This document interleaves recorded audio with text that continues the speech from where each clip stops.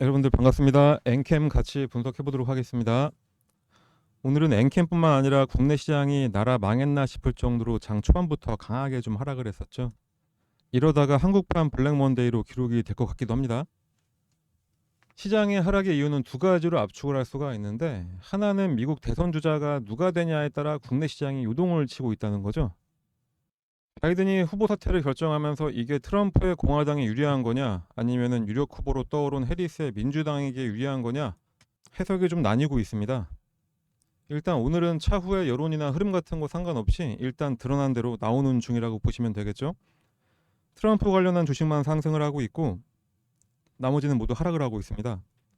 우크라이나 재건 관련해서 관련주들이 상승을 하고, 트럼프가 비트코인의 우호적인 입장이어서 또 비트코인 관련주들만 상승을 했습니다.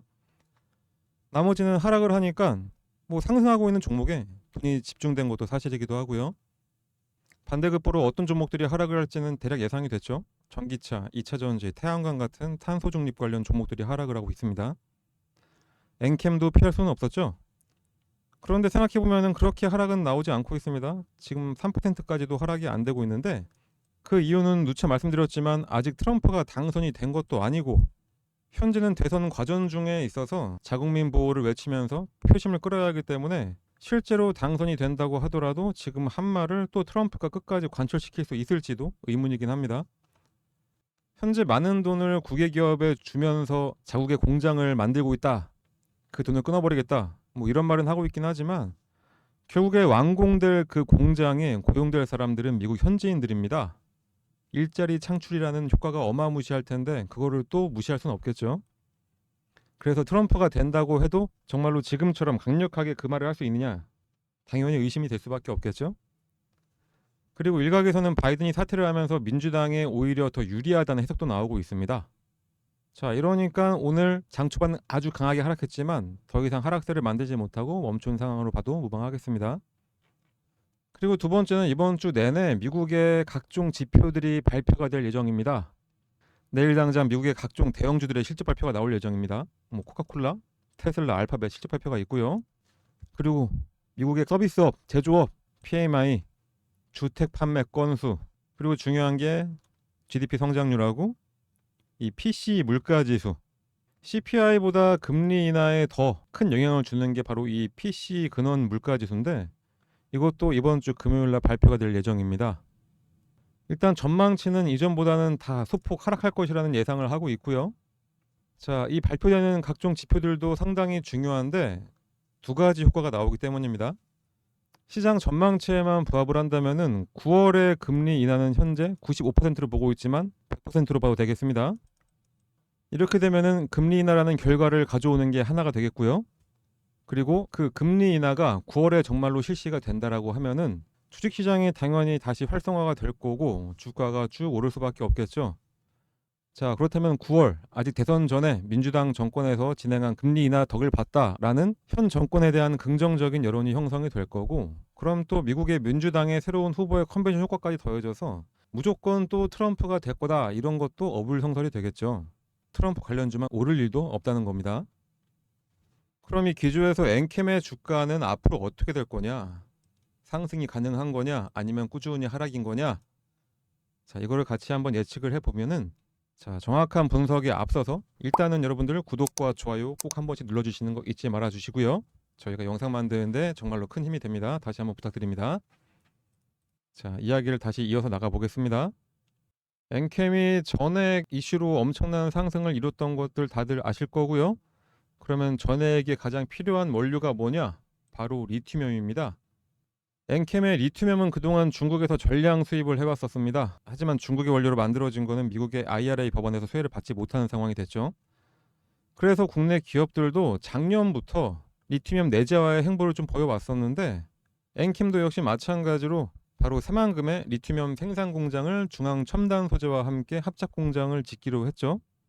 이번 생산기지 건설의 가장 큰 사업적인 이유를 좀 들어보자면은, 말씀드렸듯이 리튬은 전액 원가의 40%를 차지할 정도로 상당히 큰 비중을 차지하고 있습니다. 그리고 수급에 따라 가격 변동성도 크고요. 그리고 가장 중요한 게 2026년에 탈 중국 리튬이온 소유량은 대략 한 18만 톤 정도로 예상을 하고 있습니다.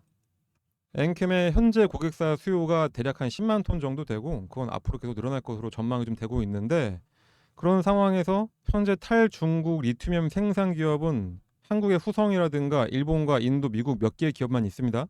그 회사들을 모두 다 합쳐봐야 현재 기준으로 2.5만 톤 캐파입니다. 자, 2026년에 필요한 거는 18만 톤. 현재 생산 가능한 거는 2.5만 톤. 엄청난 괴리를 보이고 있죠. 엔캠도 일단은 2026년까지 대략 한 5만 톤 정도 가능하다라고 예상들을 하고 있는데, 2.5만 톤에다가 5만 톤 더해봤자 7.5만 톤인 거죠. 그렇다는 거는 완전히 공급자 우선 시장이 되는 겁니다. 필요한 건 18만 톤인데 7.5만 톤만 가능하다. 근데 그 중에서 가장 많은 리튬이온 생산이 가능하다. 가격이 안 오를 수가 없는 그런 구조인 겁니다. 시장의 예상은 5만 톤이었지만 일단 엔캠은 한국의 새만금과 미국 공장까지 다 합쳐서 2026년 10만 톤을 목표로 하고 있습니다. 자, 10만 톤이라는 거는 완전히 시장을 독점을 하겠다, 그렇게 보여지죠. 자, 말씀드렸듯이 중앙첨단 소재와 엔캠 이 두 회사가 새만금의 EDL이라는 합작회사를 만들어서 공장을 짓고 있는데, 이번에 중앙첨단 소재가 완전히 엔캠으로 들어가게 됐습니다. 엔캠이 보유한 대략 한 220억 원의 규모의 전환사채를 보통주로 전환하는 방식으로 완전히 관계사로 편입이 됐는데, 전환청구권 행사 같은 경우에는 통상 주가에 악재로 작용하지만은 중앙첨단 소재가 이번 결정은 오히려 오버행 부담을 해소하는 긍정적 효과를 가져오게 됐다라고 하면서 며칠 전까지만 하더라도 주가가 잘 오르고 있었죠. 지금은 미국의 이슈 때문에 좀 떨어지고 있긴 하지만요. 자, 이 합작법인 EDL은 새만금에만 공장을 짓고 있냐? 당연히 아닙니다.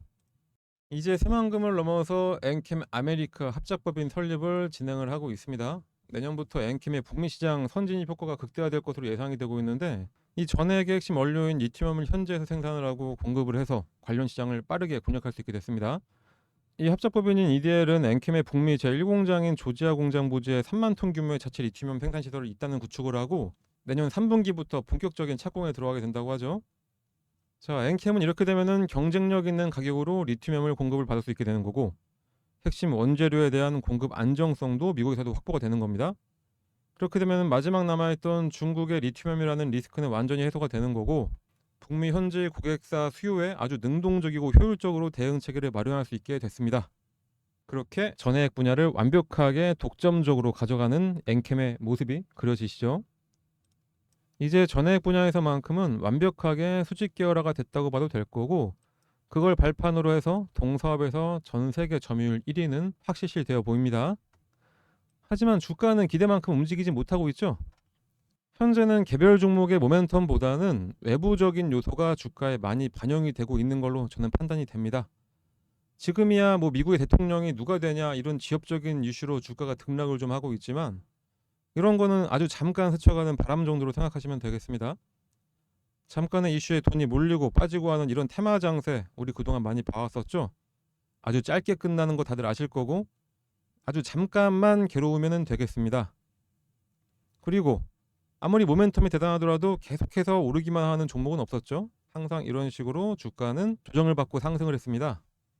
자, 그렇다면 이런 조정 시기에 어떻게 대응하냐가 상당히 중요하겠죠. 그런 만큼 언제 매수를 해서 언제 매도하냐, 혹시 물려 있다면은 어떻게 전략을 짜야 되냐, 이런 대응 방법이 상당히 중요합니다. 자, 그런 대응 방법 우리 여러분들 짜기 상당히 어렵죠. 그런 거 여러분들께서는 고민하지 마시고 그런 건 다 저희가 대신 해드릴 테니까 우리 여러분들은 저희가 알려드리는 전략대로만 그대로 잘 따라 하시면 되겠습니다. 엔캠에 대한 투자 전략은 이미 저희가 다 만들어 놨고요. 가장 중요한 금액대별로 어떻게 대응을 해야 되는지, 언제 매수를 해서 언제 매도를 해야 되는지, 어떻게 해야 수익을 가져갈 수 있는지 여기 다 들어가 있습니다. 특히 관련해서 기업 탐방 내용은 여러분들이 알기 어려울 텐데 이 기업 탐방 내용까지 다 저희가 넣어 놨습니다. 이 전략 받아보시려면은 상단에 나와 있는 번호 010-5909-6087 이번으로 여기 숫자 1이라고 문자만 작성해서 발송을 해주시면 되겠습니다. 문자를 받는 이유는 여러분들의 번호를 알아야 이걸 회신해 드릴 수가 있어서 받는 거니까 부담 갖지 마시고 보내주시면 되고요.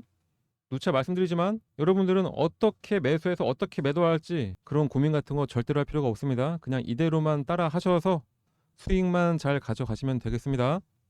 문자 발송하는데 10초도 안 걸리는데 딱 10초 이용해서 이런 투자 전략을 여러분들 가져갈 수가 있는 겁니다. 상단에 나와 있는 번호로 숫자 1만 작성하셔서 문자로 넣어주시면 됩니다. 자, 그럼 지금부터 부담 갖지 마시고 바로 휴대폰 꺼내서 문자 발송하시면 되겠습니다. 자, 그러면은 오늘 영상 여기까지 하고요. 앞으로 더 좋은 종목으로 찾아뵙도록 하겠습니다. 끝으로 여러분들 구독과 좋아요 잊지 말아 주시길 다시 한번 부탁드립니다. 감사합니다.